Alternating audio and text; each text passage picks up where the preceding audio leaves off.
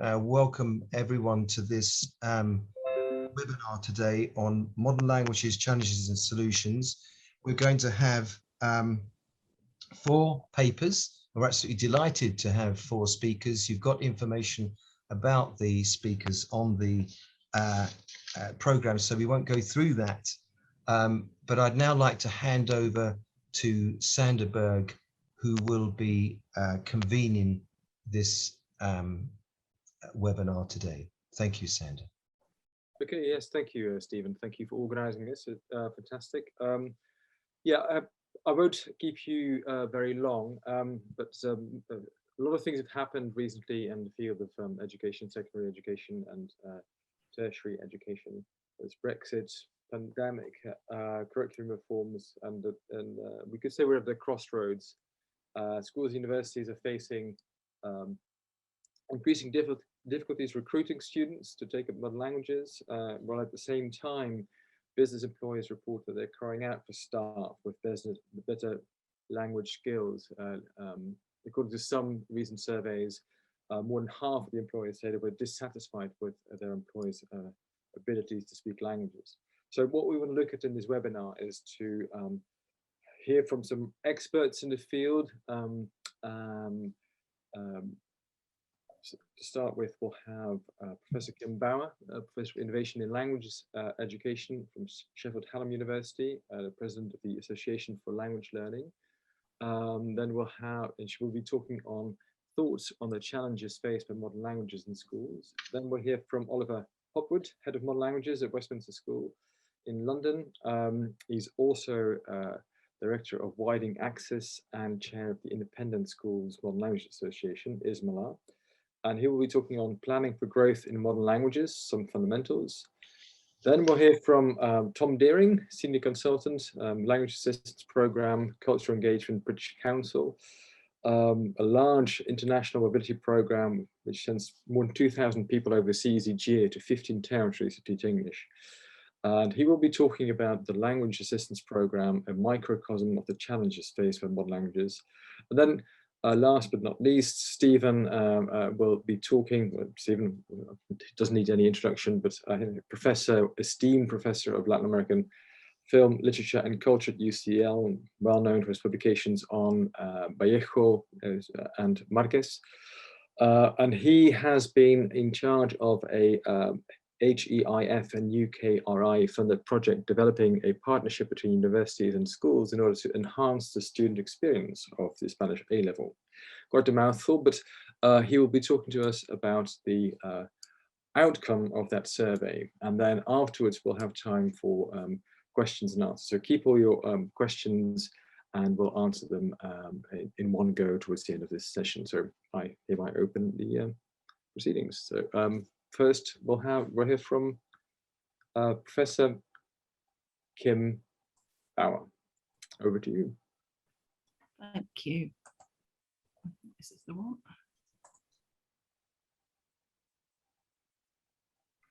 Okay, let's not panic too much. Can't see that.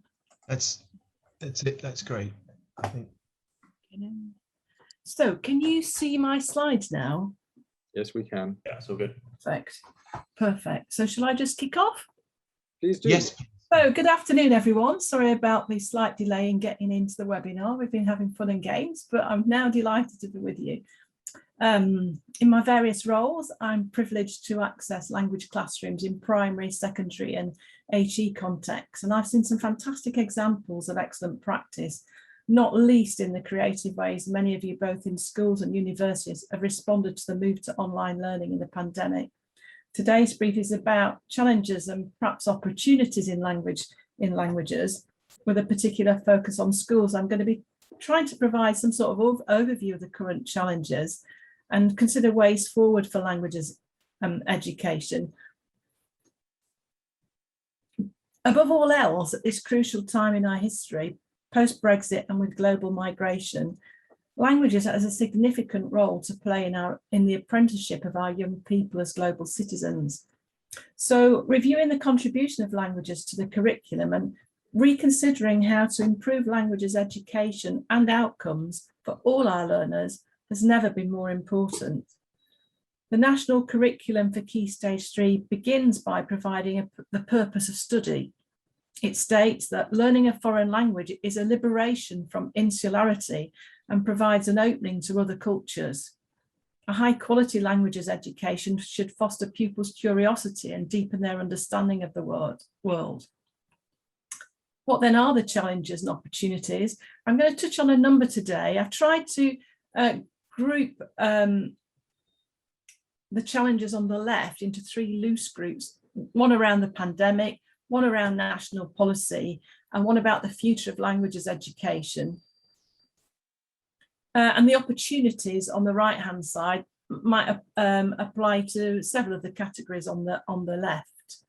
And I'm going to try and integrate both challenges and opportunities as we go along, rather than taking them as separate entities. I'm going to begin by highlighting the need for a national policy for languages education in England right at the outset. Languages have seen some great support from successive governments over the years, and we've done many wonderful projects. I've led a couple of the national projects, but without a national policy, there's nothing to sustain them, especially when the project ends or when governments or ministers change. Some of the key challenges then: the impact of Brexit on language teacher supply and attitudes towards language learning, DFE policy emphasis at the moment on linguistic form, what impact that's going to have on the GCSE examinations. We know that the consultation for that's still live, and what impact that might have on the uptake of languages going forward. There's a new Ofsted focus on the sequencing of the curriculum and learners building more knowledge and remembering more. And I think one of the things that Sander's just mentioned is that the schools minister's changed. Nick Gibb was pro-languages, pro-EBAC, and crucially pro-languages within the EBAC. Given languages holds many students back from gaining the EBAC qualification, I'm just wondering, will there be a change in approach to languages with the new schools minister? Those who have heard me speak about teacher supply will remember that last year I raised this issue. For the first time, ALL wrote a letter countersigned by many language organisations and very many teacher education providers to the schools minister. I think we're nearing a crisis now. The government's ambitions are still for 75% of students in England to be studying a language as part of their EBAC. It was supposed to be by 2022. That isn't going to happen, rising to 90% by 25. The starting point for teacher recruitment is that of a shortage. We know that in 2020, although the DFE met the target of teacher recruitment in EBAC subjects at 105%, so over target, languages under-recruited at only 72%. So we were 28% down on the number of language teachers we needed, with only physics below that recruitment target. And yet the bursary for languages was reduced to 10,000 compared to 24,000 for physics and chemistry and maths. The EU are no longer eligible for funding. Earlier this month at the Conservative Party conference, the Prime Minister announced additional funding for science and maths teachers teaching disadvantaged learners. This week, bursaries for 22-23 were announced, and languages, along with D&T and geography, have increased their bursary to 15,000. But that still doesn't compare favourably with the 24,000 for science. And we know that EU nationals with settled status were able to access funding to train to be language teachers here last year, but that isn't going to be the case going forward. So teacher supply is going to become increasingly a challenge as we move forward towards the end of this academic year, when there won't be enough language teachers to meet demand. We also know that those of us in the HEI sector, that over 50 university language departments have closed since 2000, and those that remain tend to be reduced in capacity. And of the few that study languages to degree level, only 6% consider teaching as a career, hence the need to recruit from somewhere else.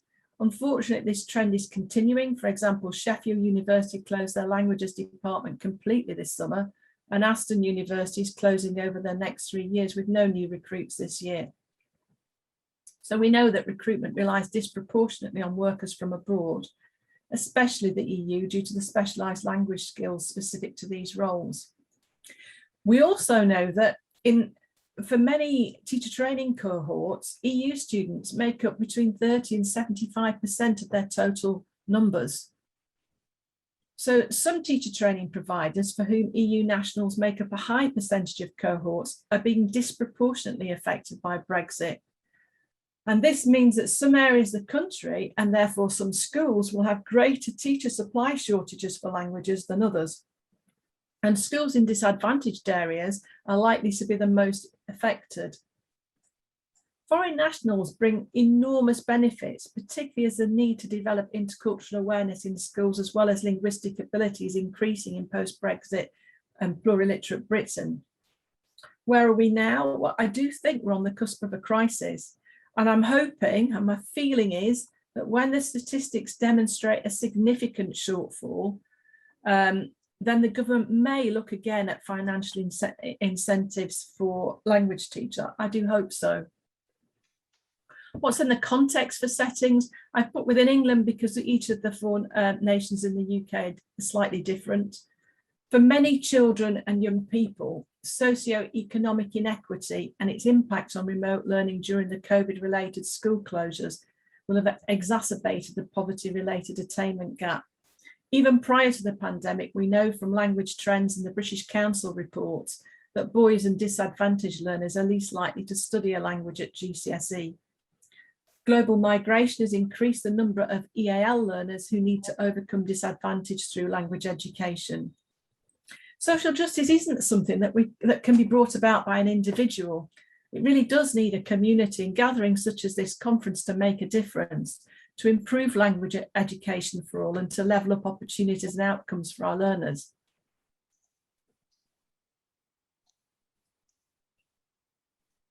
In England, as well as in other Anglophone contexts such as Australia, there's a prevailing demotivation for language learning among many school-age learners. And this is well documented. I've put a number of citations on the slide.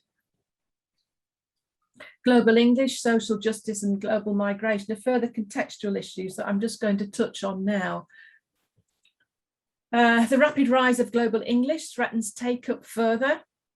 In the Language Trends Survey 2020, Ian Collin noted that global English appeared to be a threat to, rather than a motivator for uptake of languages at secondary.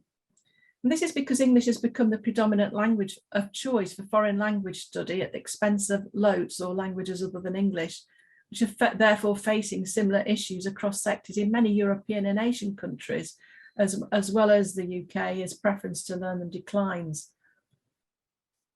As a result, organisations such as the British Council has begun to liaise with bodies in other Anglophone contexts and published a call to action last year, referring to the importance of all languages in the global context.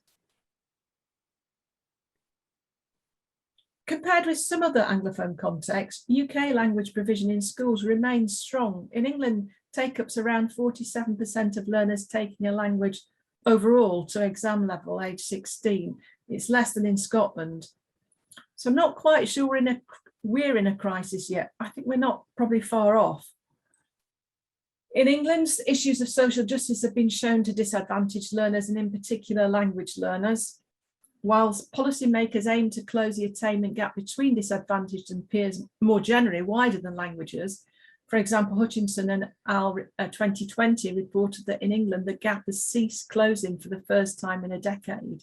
So prior to COVID-19, disadvantaged students found themselves over 18 months of learning behind their peers by the time they'd finished their exams age 16. Disadvantaged learners and boys are least likely to study a language or attain higher grades. And modern languages continues to be the weakest English baccalaureate subject. Issues of social justice are also present in the equality of provision in disadvantaged schools, where learners are least likely to have a choice of language to study, where community and lesser taught languages lack the opportunity and prestige of the most common languages, and where the linguistic skills of these often bilingual and plurilingual learners tend to be overlooked. Following headlines from the 2021 Language Trends Survey, 1 in 5 of responding primary schools had suspended language teaching in January 2021 due to COVID-19. 64% of responding primaries and 38% of state secondaries have no international activities within their school. 2 in 5 of Key Stage 3 pupils in state secondaries didn't engage with language learning during the first lockdown. There are ongoing concerns around the withdrawal of some pupils from Key Stage 3 languages, which is particularly worrying when it's EAL children. And a further headline findings found that there was a decline in the number of GCSE and A-level entries for other modern languages, i.e. languages other than French, German, Irish, Spanish and Welsh. This table compares findings on international engagement from the 2018 and 2021 surveys. The 2018 survey was a similar sample size, so they're comparable. The most alarming statistics is that 38% of state schools and 11% of independent schools now report that they've got no international activities. So as education recovers from the past year or so, it will be important to make sure that we build back schools which are rich in international activity. So in conclusion, throughout the Language Trends survey, it's clear that the COVID-19 pandemic has permeated every aspect of language education. At primary, languages were greatly disrupted during national lockdowns, and at secondary, the most disadvantaged pupils are more likely to have been impacted negatively by COVID. The most disadvantaged pupils are also less likely to be offered a choice as to which language they study at Key Stage 3, and they're less likely to have a language assistant. The scale of disapplication of groups and individual pupils at Key Stage 3 further serves to send out the message that languages are not for all, despite being a pillar of the EBAC. And this year's Language Trends report concludes with the following observations. As education in England bounces back from COVID, there's a need to include language learning and schools' international engagement in any recovery plan. The decline in entries for other modern languages at GCSE and A-level is a major concern. Whilst the awarding of examination grades in 2020 was problematic, all stakeholders need to learn from this situation. And as the UK renegotiates its place on the world stage, it will be important that schools seek to rebuild international connections. To that end, a few words about Turing Scheme, which is the UK's global programme to study and work abroad. It was introduced initially for 12 months last year. And we're expecting an update probably around December, but maybe, is it Tom from, Thomas from the British Council will be able to enlighten us more about that. Last year, there were 412 applications, of which 363 were successful and approved. And there was quite a lot of money, not as much as Erasmus Plus, but 110 million. The worldwide destinations are now eligible. So if your students want to work with somebody in Australia, that is now possible. It's possible to put something in. Participants benefit from working and studying abroad whilst boosting the UK education sector's ties with international partners. And one of the key objectives is to improve social mobility across the UK and thus contribute to the levelling up agenda. The pandemic has enabled all of us to make technological leaps, certainly technological leaps for me anyway, during the last 21 months. ALL has produced a lot of CPD and resources via webinars, which are all available on the London ALL link. And I think we've all become familiar with Zoom and Teams and begun to see new possibilities to support language learning. It's not the answer. We know that face-to-face is important, but I think in terms of international links, everyone in the world is more able to make some of those links via technology. Now thinking more about increasing motivation through the curriculum, 32% of our young people in the UK feel confident reading and writing in another language, and that compares with 89% in the EU. There has been a narrow focus on our outcomes at 16, which Ofsted are trying to address, and government policy is trying to address. However, in terms of curriculum content, what David Bell said in 2004, I think sadly still holds in many cases.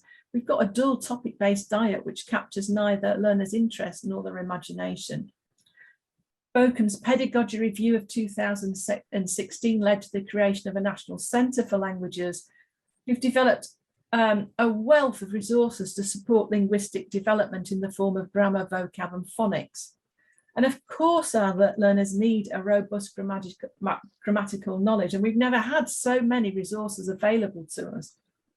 However, this current focus on linguistic form, together with the new GCSE in terms of uptake of learners taking a language to GCSE and beyond, is leading to an increase in non-disadvantaged learners taking a language and a decrease in disadvantaged learners taking languages to examination level.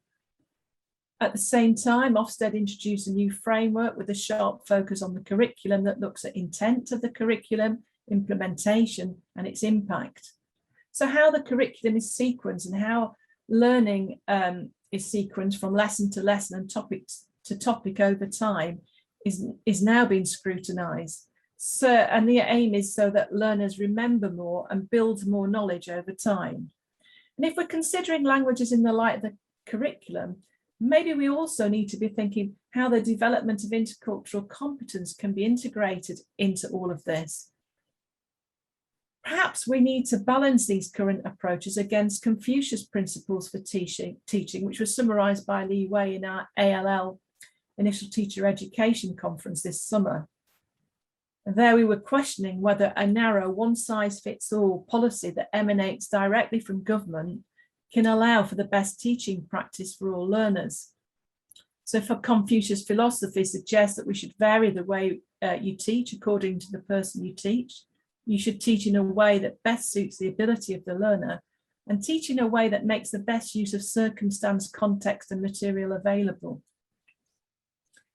There's currently a growing trend towards an increasingly holistic understanding of pedagogic practices. And this underpins moves to integrate languages within the curriculum.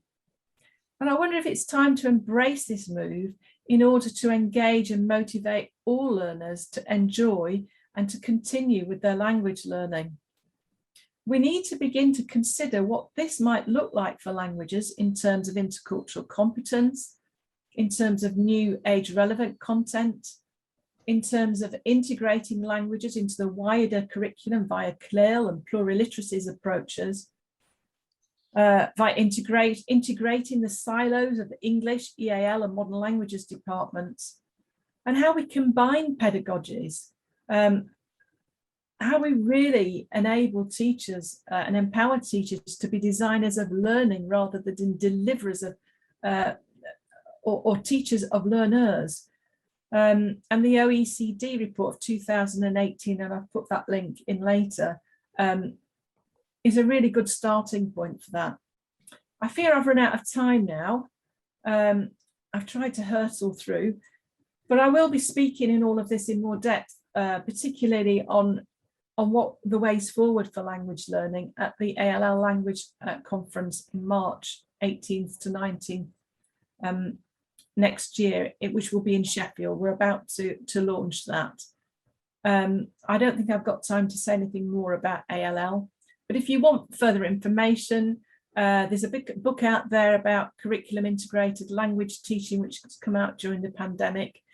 And if you're interested in what teachers as designers, what it looks like in diverse bilingual classrooms in England, a paper has come out or is just about to be published online in the International Journal of Bilingual Education and Bilingualism, which Doe Coyle and I, along with a couple of colleagues from Scotland, Yvonne and Jonathan Hancock, have written for the DB project. So thanks ever so much for listening, and without further ado, I'll pass back.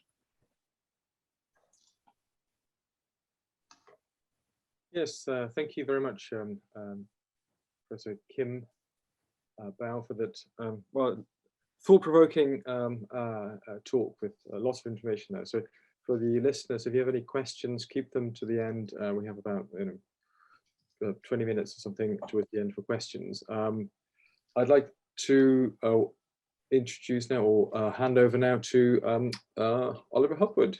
we will be talking about planning for growth in modern languages, some fundamentals. Okay, I think you can hear me. Someone could wave to confirm you can hear me. Fantastic. All right.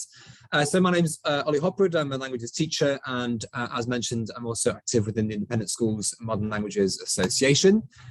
In the next few minutes, I want to talk about some of our kind of some of the stories and myths that circulate in our community about new labour and making GCSE optional, about STEM subjects dominating the curriculum, about standards in modern languages and severe grading. I'm going to draw a picture of the motivational challenge, although a lot of what I was said more eloquently than I possibly could by Professor Bauer just then, so I'll be brief on that. And I'll offer some thoughts on when and how to act and draw some tentative conclusions. So first on new labour, and lots of people I talk to roll their eyes when I talk about participation in modern language learning and say, well, it was all new labour in 2003 making GCSE optional. We have to be really careful about that. And I put here a graph which shows participation in language learning at A-level and GCSE over the last 30 years or so. And you can see when a GCSE was made optional that it did have a pretty disastrous effect on participation at GCSE level. But really by that point, as you can see in the A-level line, the rot had set in. And the really catastrophic period of decline for modern languages was the late 90s, when languages were still compulsory at GCSE level. So something has been going on for longer than that, and it's perhaps a little unfair to lay the blame at the door of that particular policy. Another thing that we often say is that there's not much we can do about the decline in participation in languages because we have essentially a STEM-based curriculum and not too much emphasis on STEM. This graph shows the gradual decline of modern foreign languages learning since 1993, and you can see we have fewer than half the linguists this is at Key Stage 5, A-level by the way, compared to 20 years ago or so. So that's been a pretty steady decline. There is some difference if you split it up between the three major languages, so the decline is more pronounced in French and German. Spanish has grown. Let's be careful, though, not to see this as a perfect market in which all students have a free choice between French, German, and Spanish. And that point was very well made by Professor Bauer. This reflects, to a certain extent, appetite and changing appetite for different languages. So it reflects demand, but it also reflects supply, because if schools open Spanish departments and close German departments, then so too that will have an impact on what is studied and where. So it's a complex picture. Another key thing to note there is that the growth in Spanish that was really fast in the noughties has really run out of steam now, I think. And what we're seeing now is Spanish, I think, peaking out at its current level of participation. It's simply not the case, though, that other non-STEM subjects are facing the same fate. The light blue line here represents history, which is doing pretty well.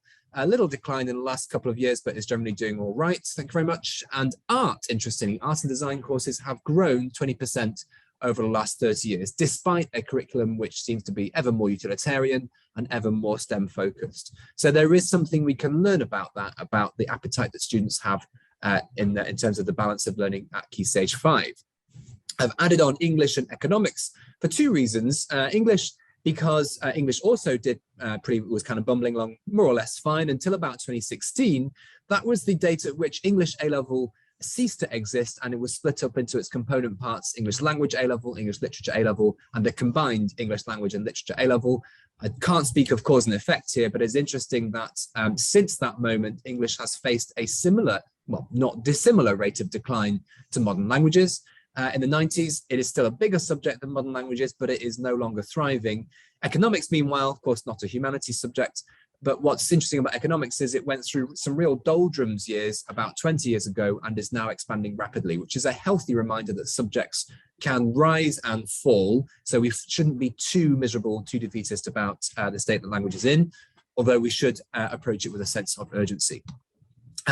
One of the things we hear a lot of about languages when we're talking about decline in participation is severe grading. And you may well recognize this headline from The Guardian, which was a letter signed by lots of academics saying that it was really off-qual and grading which is killing our subject. This is the argument that, quite separate from the marks achieved, that the number of grades awarded at the higher levels is unfair, it's too small in modern languages, and that students do better in other subjects than they do in modern languages, and that it's not their fault if they're not getting the grade that they should get in languages. And this relates to quite a complex discussion about how grades in the domestic GCSE and A-level are awarded.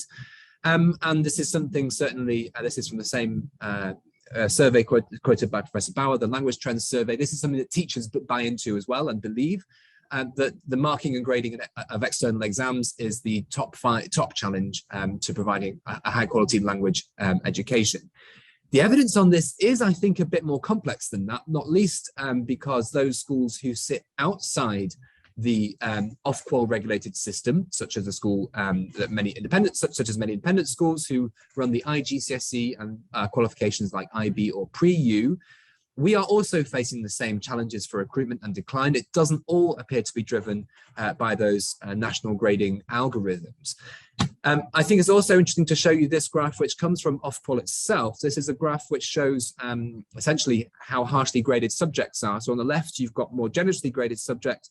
On the right, you've got more severely graded subjects. Of course, French, German, Spanish being on the right are more severely graded. But what's interesting is there is no obvious correlation between how severely graded a subject is and whether or not a subject is growing or shrinking. So history is doing pretty well and it's growing, yet it's a severely graded subject. English, on the other hand, is a very generously graded subject by comparison, but is shrinking. So we can't assume that were grading to be resolved overnight, that suddenly everything would be fine. There is also some cognitive dissonance, and I'd be interested to hear what participants and panelists feel about this, is that although we commonly say that languages are too difficult at A-level, we also, I think, are often underwhelmed by the standard of linguists coming through the system. This is a tweet from a highly respected and very influential academic, I believe, at the University of Manchester, who observes that standards at undergraduate level, so coming out of A-level into first year university, are pretty underwhelming, perhaps at A2, B1 level. Now, GCSE is supposed to be B1 and A-level is supposed to be around B2 level. So that's quite a telling statement. Actually, perhaps standards aren't quite as high as we say they are. So there is some cognitive dissonance that we need to be careful of there. I do think that this professor is onto something, though, and there are people who study various things to determine how attainment has evolved in modern languages over different decades. Professor Milton, professor of applied linguistics, has studied the lexical knowledge of students who took O-level 30 years ago and equivalent students of an equivalent ability cohort taking GCSE in 2008. Now, of course, vocabulary is only one parameter of knowledge in modern languages, but it is a pretty good one, and it is the variable which has the most influence on a student's proficiency. His findings are pretty, they speak for themselves. He found that O-level students know, this is 20 years hence, about 2,188 words on average. The highest attainers at GCSE these days know far, far fewer than that. So essentially, I do think it looks like standards perhaps have dwindled. Why is that? Well, there are all sorts of reasons. One of the reasons is that we also appear to teach fewer words. If you take learning resources and materials from way back when, you'll find that they contained 3,000 plus word families, and this was seen as kind of only part of the input that a student would receive. A textbook from 20 years or so ago included 2,600. The studio textbook series, which is common, I think, until now, 1,482. And we've got a proposed GCSE with even fewer than that, 1,000 to 1,500. So there has been a decline in what we teach, and you see that because the textbooks get thinner and thinner. This means that students in the UK know at CEFR level B1 stroke A2 far, far fewer words in French, for example, than those students studying French in Spain or in Greece or I'm sure elsewhere.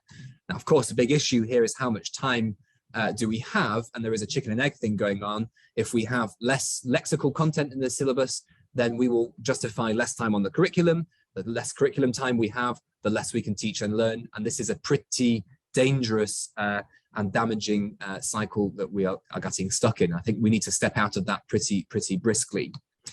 Something else has been going on. It's not that we do nothing in our language classrooms. I think in the collective memory, O-level was this kind of grammar-heavy beast of a qualification, which was all about preceding diacritic pronouns, and the GCSE is much more about communication. I think that collective memory is perhaps not quite right. The mark schemes show us that GCSE is still heavily influenced by structuralist traditions. I go so far as to say that we are fetishistic of grammar at the earliest stages in language learning, and we neglect real communicative proficiency, and we neglect vocabulary. So yes, it might well be that students learned more grammar back in the days of O-level, but they also learned a ton more words, and they had a ton more time to do it. So I do think we have a motivational crisis, which is more complex than the kind of blame game of New Labour, severe grading, and everything else. And I'm going to try and offer a framework of push and pull factors, really. Push factors, we've talked about Brexit, this notion of global English, translation technology. I know we can all find problems with Google, but it is pretty damn good. Thin timetables meaning slow progress, and of course the unhelpful headwind of grading. Those are all push factors, there's no doubt about it. There are, though, perfectly legitimate pull factors. Economics, psychology, and history have a really viscerally engaging and exciting curriculum, which offers really memorable learning experiences to students, and good for them, so they should. And the STEM curriculum is also really good and engaging these days, and students enjoy those lessons. All of these factors have one thing in common: we can do nothing about them. We can't control those push factors, nor can we control those pull factors, and nor would I want to. I wouldn't want my colleagues teaching economics or STEM to teach less engaging curricula. The only way I think we can tackle the language's motivational crisis is, as Kim was saying, through the experience in the classroom. And I think she gave some really examples, for example, through CLIL, of the ways that we can do that. The classroom experience has to trump the push factors, and it has to trump the pull factors. I think GCSE is really crucial here. GCSE is our front door. We can't have more candidates at A-level than we have at GCSE, and if we're lucky, looking at other subjects, 10 to 15% is a good transition rate from GCSE to A-level. Those subjects which are successful manage to transition about 10 to 15% of their students from Key Stage 4 to Key Stage 5. Languages is currently around 6%. We really don't do very well at all. And we know from research, this is Paniotto et al. 2017, that the most important factor driving subject choice is actually whether students enjoy languages or find them interesting. I'm not saying for a second that students don't enjoy languages in many schools already. The point is they have to enjoy it more to counteract those push and pull factors, which I mentioned in the previous slide. And when I say enjoy there, a little caveat, I don't mean that means we have to play games. That's not what I'm referring to. I'm talking about the level to which students find a curriculum which really excites, engages, and challenges them. I think that's really crucial. Interestingly, whether or not they're going to do well in it is of a lesser degree of importance according to students themselves. So I think we're at risk of overblowing that in the languages sector sometimes. This is, I won't talk in very detail, but it's a model offered by Hopwood, which talks about how students make subject choices. And it's helpful because it reminds us that uptake in language is really a marketplace. There are a given number of customers in the system every year, and they're walking through the kind of choice gates, and they are still, those customers do exist. It's not that there's a recession going on, it's just they're currently choosing other subjects, i.e. other products. And the feeding student perceptions are their determinations of whether subjects are useful, difficult, or enjoyable. And parents and teachers also have their part to play. But again, I do think the most crucial factor is in the middle there. It is the student experience of the lessons, which we really have to work on because it's the thing that we can control.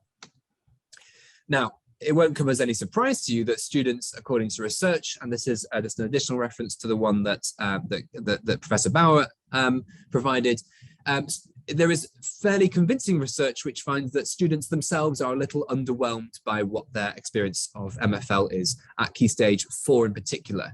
So this is an Ofsted report, and it essentially says that they are picking subjects like history, for example, and they cite their enjoyment in the classroom and their interest in the subject as the main reason for that.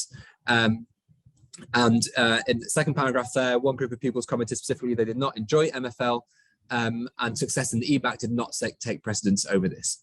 In other words, if we want students to pick languages, they have to enjoy it more than they currently are doing now. Peregrine Rand, I'm not quite sure who he is, but he wrote this very powerful letter to The Guardian. He's a teacher, I believe, and he expresses more eloquently than I some of the problems with the curriculum, and I was struck by the quote from Bell 2004 that the curriculum captures neither the interest nor the imagination of learners. Peregrine Rand says something similar here. He says the curriculum is locked in a desperate pursuit of what young people find relevant and exciting, shackled to the requirement to deliver a government's eye-rollingly tedious for healthy, upright living. The writers of exam board specifications have emptied the courses of any engaging intellectual content and any requirement that pupils truly engage with the culture of the countries whose languages we are learning. This is the GCSE of what did you do last weekend and how many tenses can you use in one paragraph.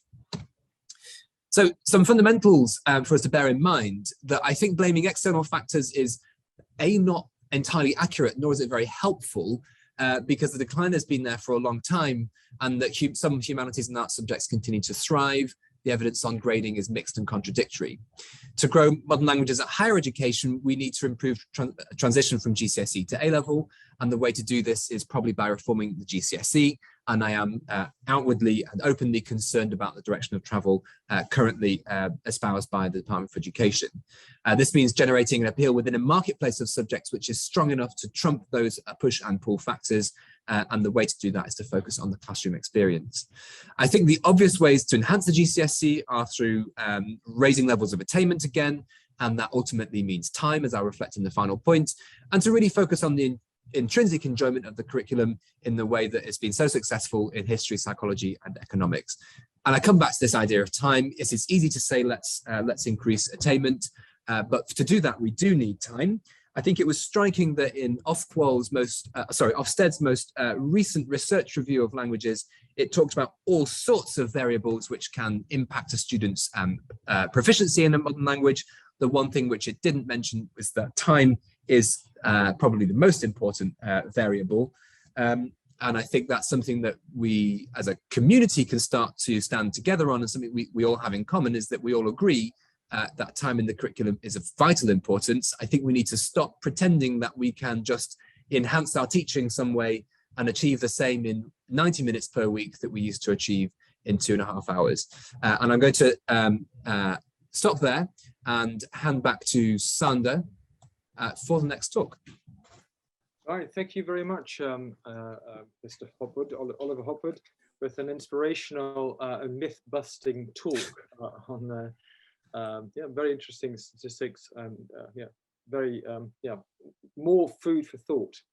Right, I shall now hand over to Tom Deering, Senior Consultant, the Languages Assistance Programme for the British Council, and he will be talking about the microcosm of the challenges faced by modern languages. Over to you. Thank you very much. Excellent presentation from Ollie there.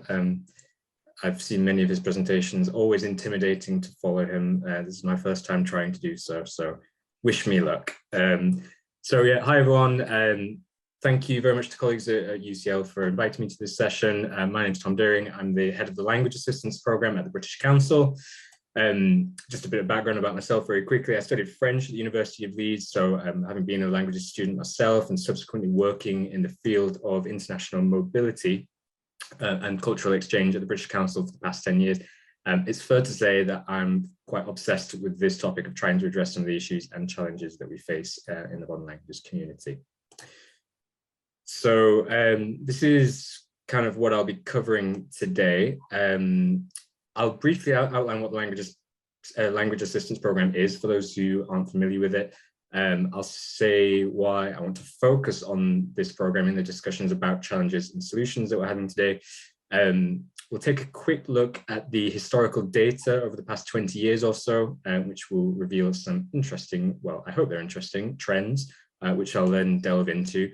And I'll briefly talk about the implications of these trends for the wider language learning community. And I'll finish on some solutions and pointing in the direction of some further reading based on British Council research or thought leadership, although I think the two presenters before me have done a far better job than I have at highlighting British Council research.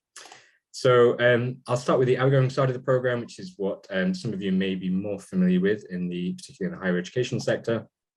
So every year, we send around 2,000 language assistants from the UK to support the teaching of English in 14 countries around the world. I realised I hadn't updated my bio to say 14. Sadly, we lost Chile this year, let's not dwell on that. We offer the opportunity to teach English overseas on a paid placement, working as language assistant for an academic year. Language assistants generally work between 12 and 20 hours per week and receive a salary as they are employed by host institutions overseas.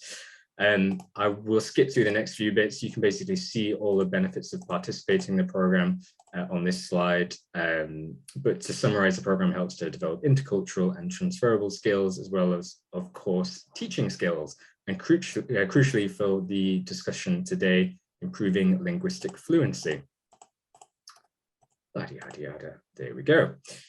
So what do English language assistants do? Well, first and foremost, of course, they support the teaching of English in an overseas education institution. They do this by planning activities and producing resources. They work with the class teacher and smaller groups of pupils to bring UK contemporary culture to life for their pupils. They also support activities such as conversation classes and international projects and all sorts of things. For those visual learners out there, here's a photo of what a language assistant looks like, in case you can't imagine it. This person was a language assistant in China. There you go. I'll move quickly on to the other side of the program, the incoming side, which is also managed by the British Council in collaboration with our partners overseas, where we bring speakers of French, German, Italian, Mandarin, and Spanish to the UK. So previously, we only allowed UK schools to apply to host an assistant, but we've diversified that to allow universities and further education colleges to do that. Admittedly, with limited success so far, we are seeing some slow and steady growth in the higher education sector. Yeah, there we go, just mentioned that. The assistants can be shared across up to 3 institutions to keep the cost down for each institution, but that does, of course, reduce the number of hours each institution can use the assistant for, so the impact is lessened. And this is a key point: funding has to come out of the host institution's own budget. There's no direct central government funding or other support available, and this is a key point I will come back to shortly. Tom, sorry to interrupt. I think your slides are stuck. You can only see the first one. Ah. Yeah, so.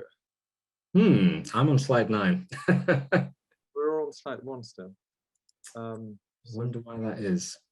Sorry to interrupt, but I think. No, it's quite right. Could you? Is it possible, Tom, to press the slideshow at the top, and if I don't know, can you click on it? I will stop sharing and come back out, because that's exactly what I did. So I don't know what's going on there. I think you've probably shared your the PowerPoint screen without the presentation opens up in a different window. So if you share your entire screen rather than just the PowerPoint and then start the presentation, it should be able to go with you, if you see what I mean. I'll share my screen rather than the PowerPoint, see how that goes. Promising. Yes. Can you see that? Yes. Yeah, that's it. That's coming up now. Yeah. Okay, it says why focus on this program. Yeah, that's it. Why focus that? That's well, right. There were some lovely visuals on the last slides, which I won't go back through, but I promise you they were excellent. So yeah, why focus on this program? Aside from, of course, the fact that I'm completely obsessed with it, because without this program, I wouldn't have gone on to study language at university. It's only through the kind of one-to-one sessions that I had with a language assistant when I was doing my A-levels, I was able to kind of gain enough confidence and ability in the language to even consider studying it. And I was also then an English language assistant overseas, which was definitely the most transformative experience of my life. So yeah, it's shaped my life more than anything else. But aside from that personal aspect, now let's see if this does actually work, and I can move on to the next slide. It has just frozen on my screen. Can you guys see why focus on this program and then some extra text? Yeah, we can be able to see your crib notes, but Yeah. You can see my notes. Oh goodness. Yeah, you kind of need to click on slideshow, then click from the beginning. Yeah, this is good. I think. Yeah, this is perfect. Can you see my notes still? No, I think in the monitor. Yes, when you click on the monitor there, if you do that again, but look at the monitor and just check which monitor. I think it's If you go on display settings, you've got what's called presenter view one, which is when there are two different versions of the presentation. So if you turn that off, it will just look at like the full screen version. So if you take under Acrobat, if you see the heading Acrobat, no, further to the right. Yeah, I'm trying to see it. The problem is I've got now a big share screen, which you guys can't see thing across the top, which is in the way. There we go. Just Acrobat. below that is use presenter view with a tick in it. Sorry, there's too much stuff I'm trying to move out of my way.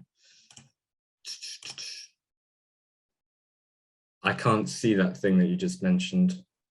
I think that's because you've gone on to this thing here. If you go back to slideshow, click on slideshow. Yeah. That's it. Now on the no, just to the left of there, use presenter view. You put primary monitor. That's right. Yeah. That's it. We'll get there. I'm so sorry about this. I've never used Zoom before. I always use. Well, try from the beginning now. Perfect. Yeah, so Right. just use, yeah. That's good for us anyway. Okay, I'll tell you what, I'm going to have to come back out of that and do a little split screen with, sorry about this, because I've got my notes within the slides. I'm going to do a split screen for myself so that you can see one of those things and not the other.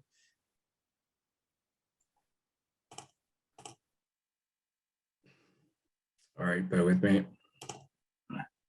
Told you it was intimidating going after Ollie. Right. Here we go. If I put you over here, and then, right. Can I ask what you can see now? Your blue screen. We can see blue desktop screen. Okay, right. So I'll switch. And now I can. When you switch it, we can see the Word document of your script. Right. So I'll do it that way. Now I can see the slides. We can see the slides now. Now we can see your script. Now the slides. Right. Okay. So if you can see the slides now and only the slides, that's perfect. Can you see that first slide? Yes. Yes, but if I do that, what do you see? Yes, but we can't. See if you can go on to the next slide.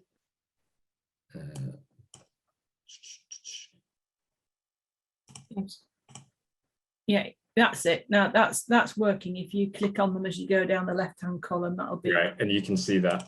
Yeah, as long as you do that, it's a fix. Goodness me, I thought it was good with technology. Well, there is an easier way, but another day.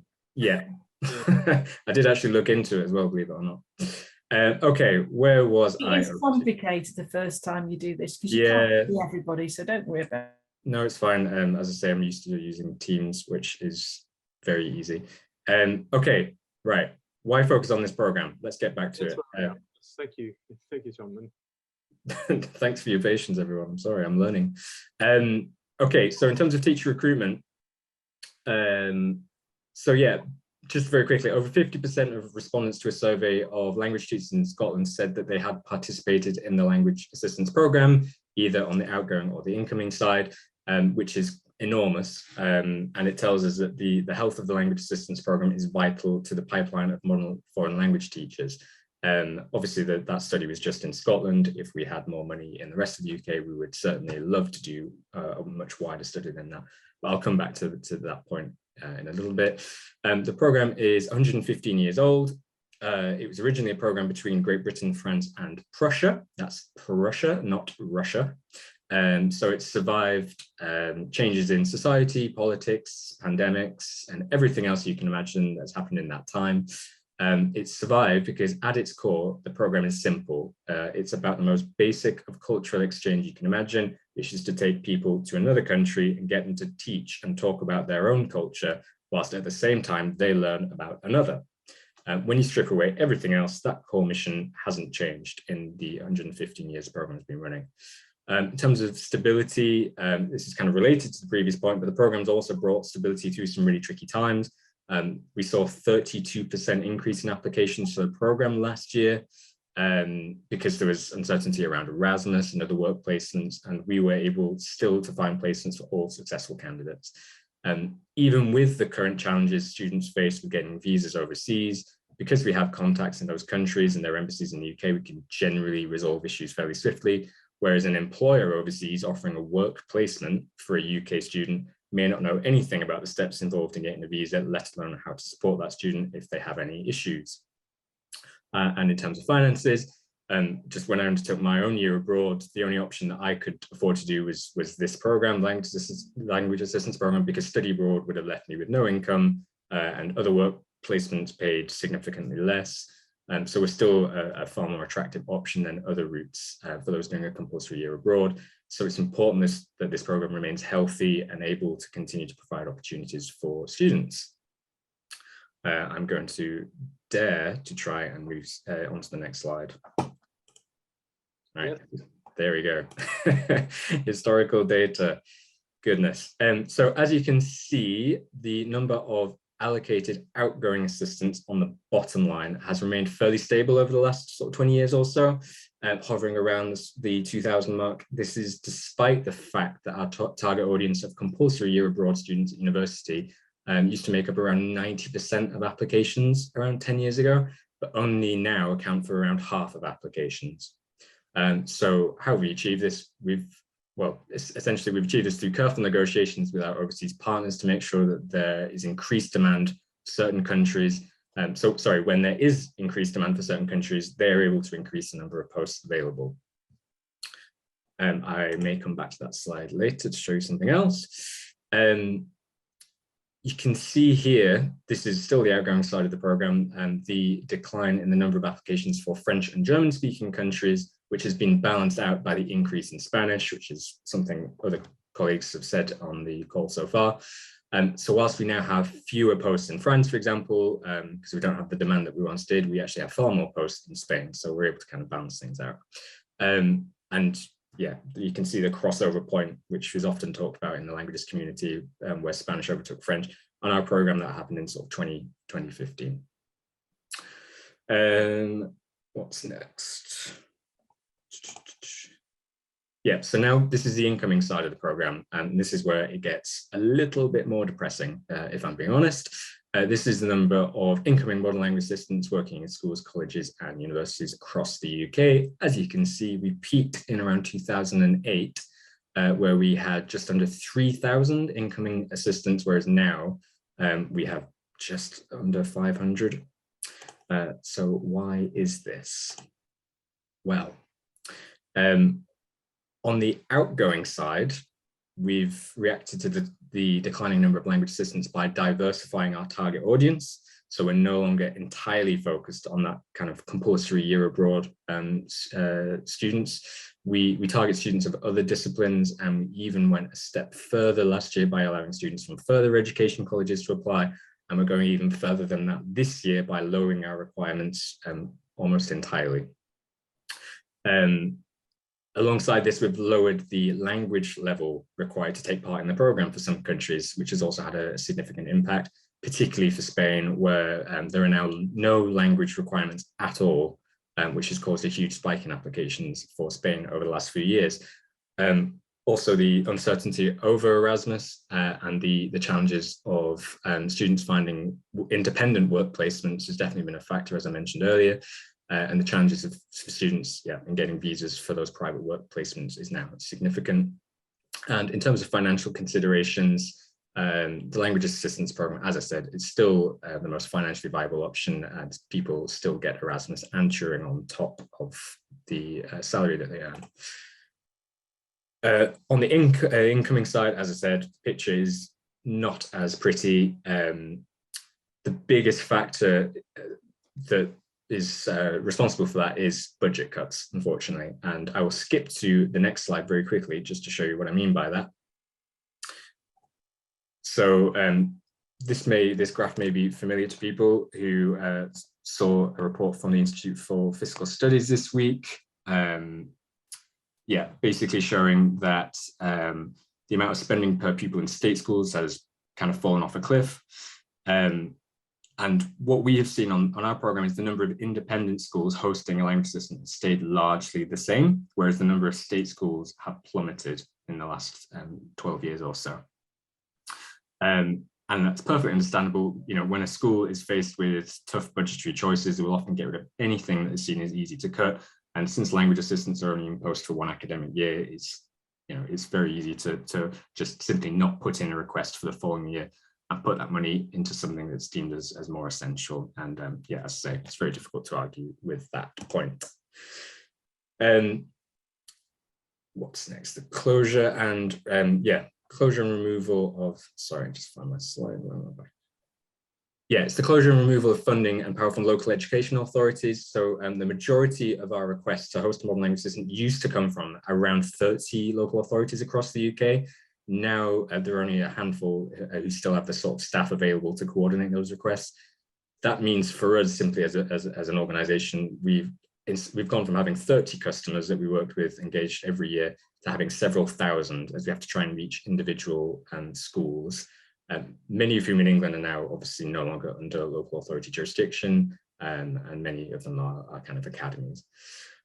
Another factor in the decline has been, as other people have talked about previously, the general decline in language provision within schools. So in the past, where one school may have offered A-level French, German, Spanish, and maybe even Italian or something else, they may have had an assistant for each of those languages, whereas now they may only be able to offer one language, and sometimes not even that, which means they will only take one language assistant, again, if that.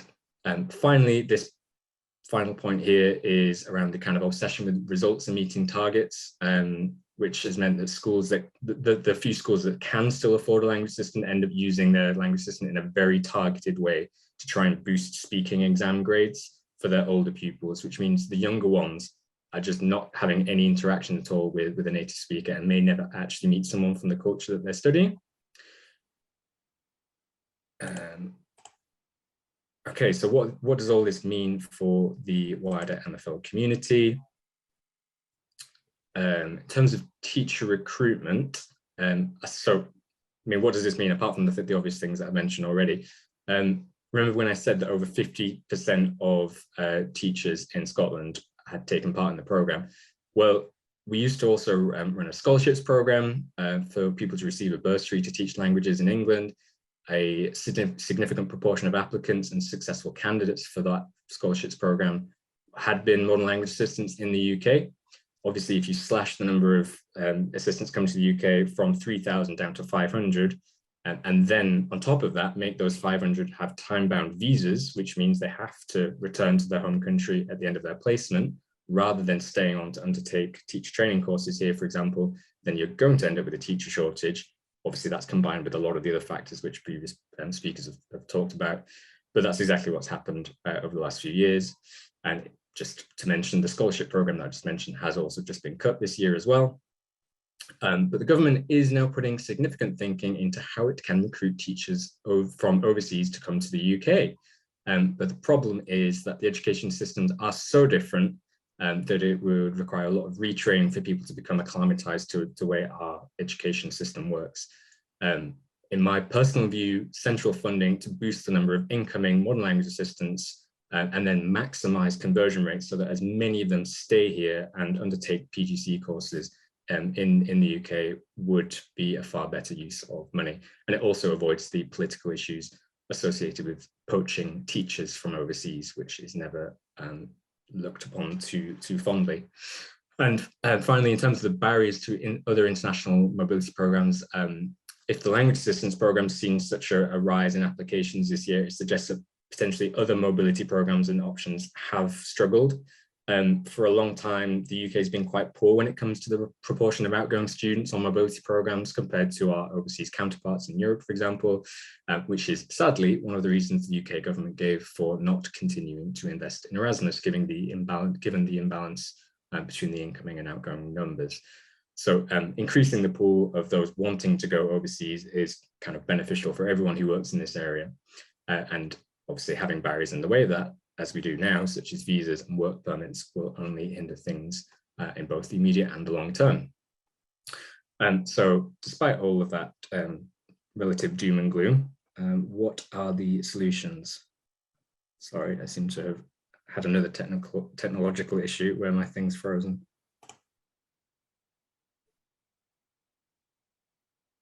I just can't catch a break in this, can I? Here we go. Right, solutions, goodness me. So I'll start with the things that we can influence as a British Council. So as I mentioned earlier, we've diversified some of our eligibility criteria to try and remove some of those barriers to participation. It's something we've been doing over the last few years. We've been removing passport requirements, lowering academic qualifications, and of course, language requirements, as I mentioned. Giving people the option of kind of working abroad in a more controlled environment without the barrier of needing to already speak the language will hopefully mean that they can pick up the love of the language whilst they're out there, and obviously the culture as well. Secondly, there on my Christmas wish list every single year is centralized government funding for incoming modern language assistants, rather than each school having to find the budget themselves. This is exactly what happens in every other participating country in the world, and their numbers have remained stable as a result. So this would help us to target language assistants in areas where they have the greatest impact, such as in areas of social deprivation, where students might not ordinarily come into contact with someone from another country or culture. And our research that I mentioned up in Scotland shows this to be the case, that they do have a disproportionately positive impact on those from lower socioeconomic backgrounds. Equally, it would help us to inspire pupils to love languages at a young age. As I said earlier, there's this issue of people of targeting the language assistants at the older pupils doing their exams. Moving away from the language assistance program and that kind of microcosm that I've been talking about, in terms of finances, so bilateral or reciprocal government-to-government agreements to reduce visa costs for those undertaking student mobility would go some way to making international mobility and language learning more financially viable for young people. And then finally here, complete curveball, something completely different is mentoring programs. So some colleagues may be aware that there's a pilot project at Cardiff University a few years ago where they developed students studying, deployed students studying languages at university to help mentor school pupils who had indicated that they were either unsure or unlikely to continue studying languages at GCSE level. And this proved to be a hugely successful project. One study showed that the share of students likely to study a modern language at GCSE level increased from 21% to 49% after the intervention. This was in the process of being rolled out across England. However, the pandemic sadly put a stop to that.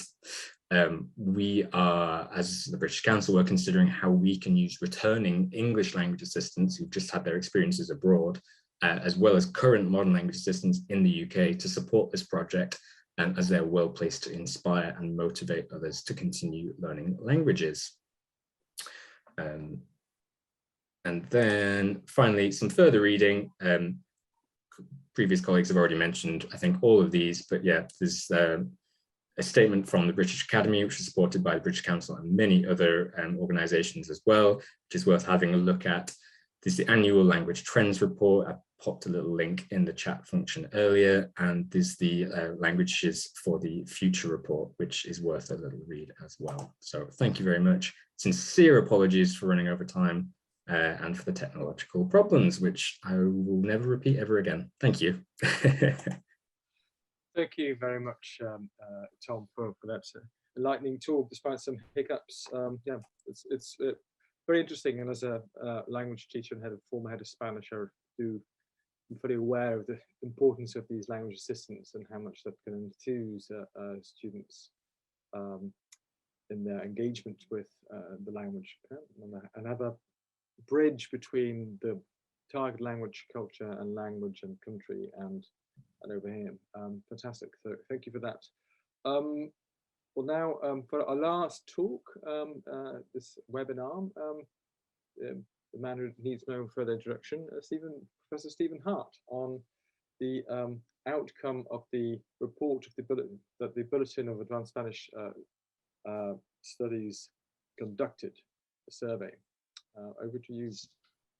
Thank you very much, Sander. That's good. So just to check, can you see that screen? Yes, we can. Yes, you can. Okay. And I just wanted to say, really, there's three very heavy-hitting papers This will be like a kind of a small footnote, to be honest, based on some of the results of the survey. I'd like, however, just to refer to one of the ideas that I want to will be teasing forward, which is Kim's idea of integrating languages within the wider curriculum. Also, Ollie's idea about the two pull factors that he mentioned of economics, number one, and STEM subjects, just thinking about those two as well. And the point that came over very strongly, I think, from Tom's talk, there are lots of stuff in there actually, but that younger pupils not meeting native speakers and have been inspired to learn the language, either via travel to the foreign country or via assistance, I think is a really crucial point. And so what I'm doing, I'm going to go quite quickly through this. I want to, it's part of a project which is developed in partnership between universities and schools. You've got the information there.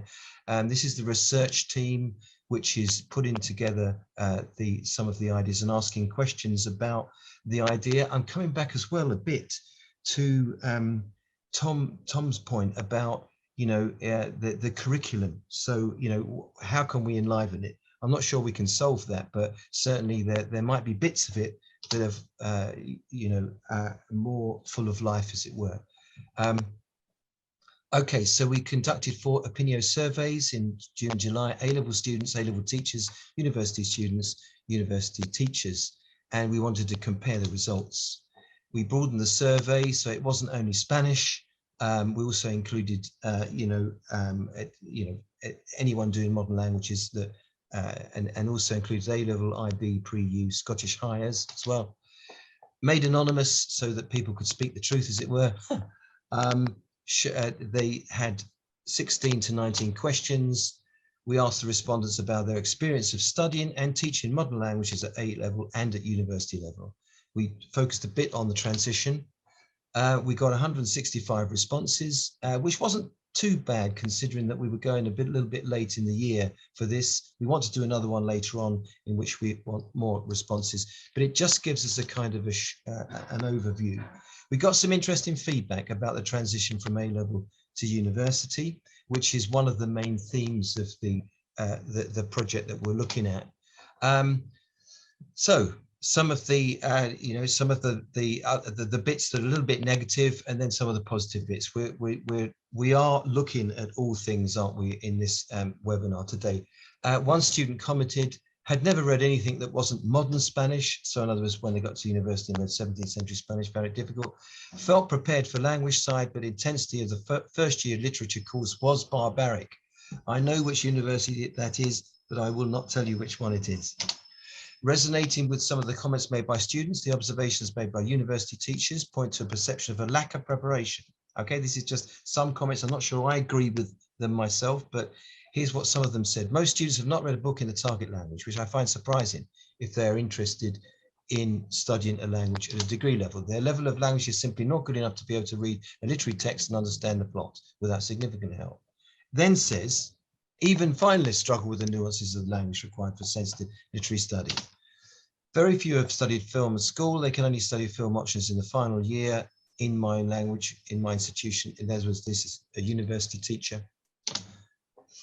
Now, a knee-jerk reaction to observations such as these, which you will hear quite a lot, is to argue that the literature and film components of the A-level modern language curriculum, including in Spanish, needs to be systematized and enhanced. As a result of this, one other line of approach would suggest Spanish A-level students will find it easier to make that leap from sixth form to university. Now, this may be what university modern language departments seem to be favoring, but is this the only option? Let's dig down a little deeper into this. In other words, does the answer to this question change when we ask A-level students, A-level teachers, as well as university students? What do students want from their A-level or IB or pre-U or Scottish hires? When asked in question 9, which component of their A-level students said they preferred the most, which was it, do you think? Well, here it is, spoken and oral language. And that goes back to that point, I think, that Tom made, which was that that's what they like. They like to speak the language, and that came out quite strongly. Studied of topics, yes. Study of literature, not as much. Written language, not as much. Study and film, not really that good. Okay, what happens when we test this idea among students currently taking a university course in modern languages? So we asked them which component they liked most about languages when they studied before. So this is kind of a memory thing. You know, what did they, so it's just to sort of see whether things have changed. Didn't really change, actually. They you know, they still like it. That's what they like, spoken oral language. They also like study of topics. Study of film goes a little bit higher, I suppose, in their memory. Study of literature, written language. So it's quite interesting. That what I thought was interesting is the we can look at the, you know, compare them in that way. I mean, there's not enough people for us to draw actual conclusions from it. It's just simply a kind of a photograph, as it were. But what's interesting is that while literature and film have higher scores, the two cohorts are similar in that there appears to be a divide between the two most liked components, in other words, spoken oral language and topics, and the less liked components, literature, film, written language. This is just what they said.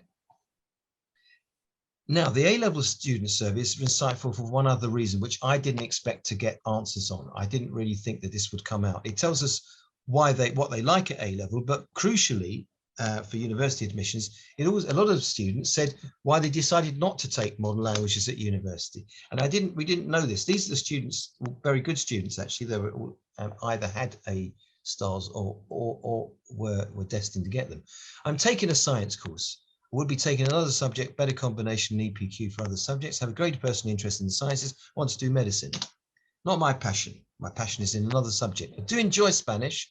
However, I prefer other subjects. I will be doing medicine, pharmacy, but I might join a society, in other words, when they go to university. In other words, keep it going in a way. Does not relate to my future career. All my other A-level subjects are STEM subjects. I enjoy learning the language, but I feel like after a level, it becomes less about learning the language and more about studying grammatical techniques. That reflects a little bit, I think, what Kim was talking about as well. I want to pursue a career in finance, hence I want to take business management at university. So these are all very, very good students, the ones that you could say in the modern languages we're losing, although we've got them, you've got them, some people have got them for A-level. Respondents clearly bright, will go into study science or economics. The picture that emerges is confirmed by students' statements by A-level teachers. Some pupils are put off by the literature component, usually the ones more inclined to science or business economics. Exam boards need to be creative and innovative. Again, I think this is Kim's point here in cultural components, although she talks about the teacher not knowing the exam boards, not just fill the syllabus with works that teachers studied in their school days, e.g. Lorca. Ouch.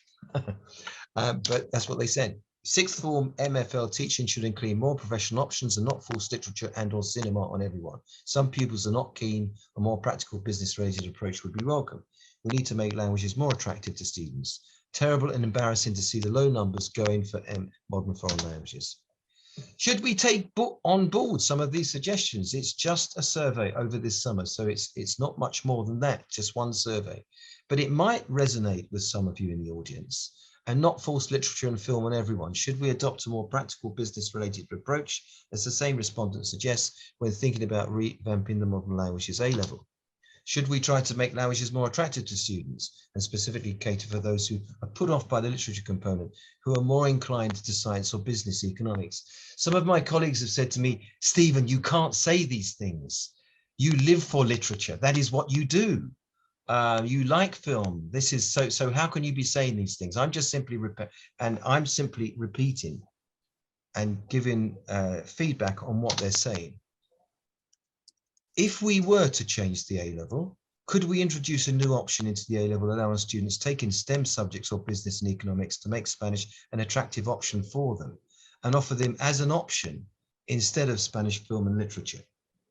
If we were to do that, the idea being that we might offer them that continuity that they might, and there's another part to this I talk about. Now, I don't know which Spanish A-level, there's a number of them that people take, but it seems to me they have quite similar structures. So I looked at the AQA Spanish A-level, it's got the following papers, there you can see it. Paper 1, listening, reading and writing, the most important, 50%. And paper 2 is called writing, and it's on literature and film, basically. And paper 3 is speaking. Okay, So how about if we kept papers 1 and 3 the same, but introduced 2 new options in paper 2 as follows, so that students would write an essay on 2 out of the following 4 options, literature and film. If they wanted to, they would continue doing that, but some others might be able to do science and technology in Spanish and economics and business in Spanish. By making a small change to a course that counts for 20%, we could entice students, many of whom are A+ students, as our survey shows, who intend to major in STEM subjects or business and economics, to integrate Spanish into their course of study, rather than leaving it as an add-on which is later discarded. So we'd keep the literature and film options for the traditional students, but increase our student intake by actively promoting Spanish as A-level as an excellent 4th option for STEM and economic students. And this is, after all, what the feedback is suggesting to us. This would need to be combined by the creation of new Spanish courses for first-year university students in science in Spanish and business Spanish. These would be optional and designed mainly for business science students, but could be made available for all Hispanic studies students. I haven't really talked about this much with my colleagues at UCL, and they may well reject the idea, but what we really need to do is just, we're really discussing these things, I think, at this point in time. This is what we'd need to do. We'd need to draw up some new course options. We'd need to draw up new university courses in science and technology in Spanish. Okay, I'll also mention one other thing with regard to this. There are lots of people at UCL who speak Spanish and are scientists, who are doing a PhD in Chile, for example, on earthquakes, and are working with researchers there who do their PhD and who go on to do research and teach and or go into business, etc. And so there is definitely a model for this later on. It's not as if this is not already happening, and we might be able to just have that continuity. We'd be able to draw on a larger pool of potential students who want to study Spanish, and we'd also be able to bridge the gap between A-level and first-year university more effectively. Now, what's interesting is I didn't know what Oliver just said about STEM subjects. I didn't know that, and I didn't know that about economics as well, and psychology and geography. But which subjects came out best in terms of trends in which there's increasing numbers of people taking them? It is Spanish as well as STEM subjects, economics and business. And it's interesting to see that because Oliver's got all that information.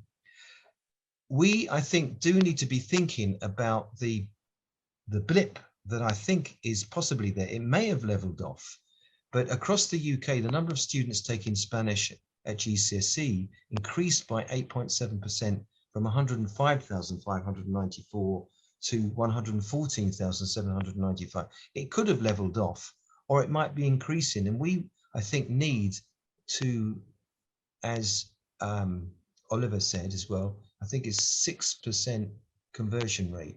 If we've got more people taking Spanish, we want to convert more of them, as it were, to taking A-level Spanish, and also to give them options at university, even if they want to do a PhD or a researcher in Chile or Spain, etc., or work in the health fields, etc. Lots of different things they can do. So that's what we would like to propose, or I would like to propose, and we're just thinking about this at the moment, with the idea of extending it to the other principal modern languages taught in the UK afterwards. So this is really something that, and thanks very much for listening. I'll now stop sharing. But basically, this is something that came out of a survey. It resonates with parts of what Kim said. It resonates with parts of what Oliver said and parts of what Tom said. And it's really quite minor, I think, in some ways. I feel very humbled, which is good, by the hard-hitting papers that we've just heard by Tom, by Oliver and Kim. And I feel reassured by that, by the way that people are, and researchers and teachers are thinking about, as we are in universities as well, thinking about ways how to deal with this with this issue. And so I just wanted to say thank you very much for listening to that. I don't think we have a lot of time for any questions or discussion, but I'm going to ask Sander. He's the convener. I don't know if they're yeah, that's right. Because I think the official time, well, it's 5 o'clock now, but I suggest if people are happy to stick around for maybe 10 more minutes at the most, if there's some real questions, and if not, they could always email Univ. And I gather that the PowerPoint will be made available. Yes, I'd certainly be happy to do that. But would that be okay, Kim and Oliver and Tom? That would be fantastic. Okay, I think we could make those available. And I think since we're recording this as well, I think that would be helpful. We'll put it up on the website as well. Okay, well, let's see if there's if you're okay, the panelists are okay to stay on for a few more minutes. Let's see if there's any questions. Yeah. I mean, I can see things in the chat as well. Yeah, yes. Spoken language. What are they speaking about? No, that's a good point. Yeah. For the pre-U syllabus, as Robin's point there. And then Anna says it's very hard to practice spoken language in big groups. That's probably why school language teachers focus on grammar, reading and writing. Exams reflect this focus. Yeah, I know, and indeed that's exactly right. I think that's precisely it. That's the way that we do that. But this comes out very strongly, doesn't it? That's what they like. They like the oral side. They like communicating with people. I mean, that when I went to Spain many years ago, when I was doing my A-level, that was it.